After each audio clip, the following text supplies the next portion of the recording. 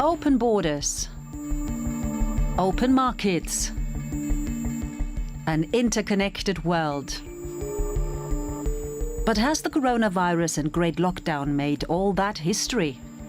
Globalists, they're people that think we have to make the world wealthy at our expense. I don't even know where these people come from, but those days are over. As the world economy slumps into recession, what sort of system will rise from the ashes of this crisis?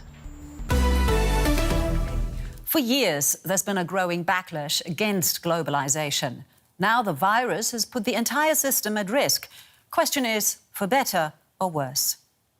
This shop is like a mini-universe, with dozens of different versions of our planet.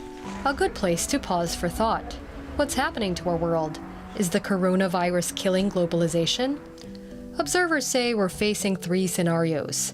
First, the end of an era. In an interview, French President Emmanuel Macron said we have to think the unthinkable, and that globalization is reaching the end of its cycle. But is this a watershed moment? In this scenario, politicians and industrialists withdraw behind their borders.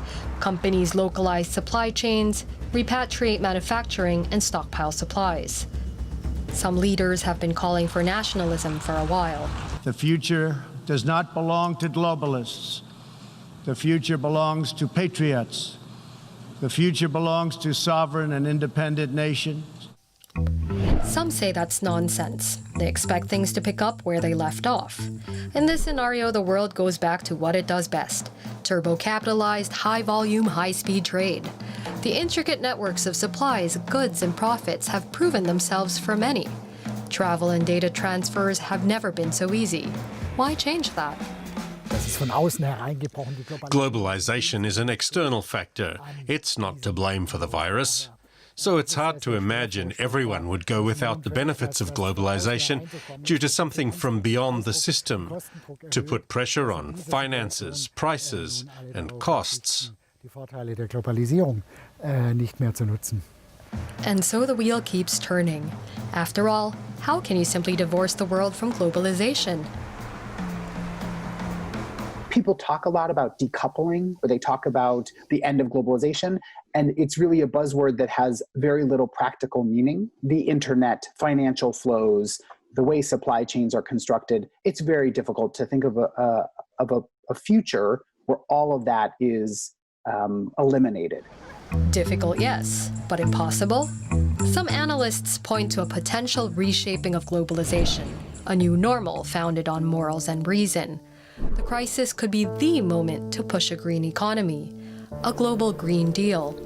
We've seen how the climate can be protected, and the coronavirus has shaken us out of complacency towards nature as well.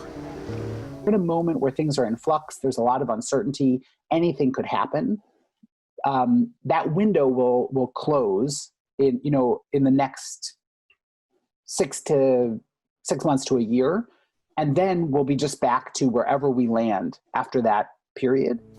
So does the world see the pandemic merely as a crisis that needs to be mastered, or as an opportunity? The mere fact the question is being posed shows how far the parameters of our world have shifted.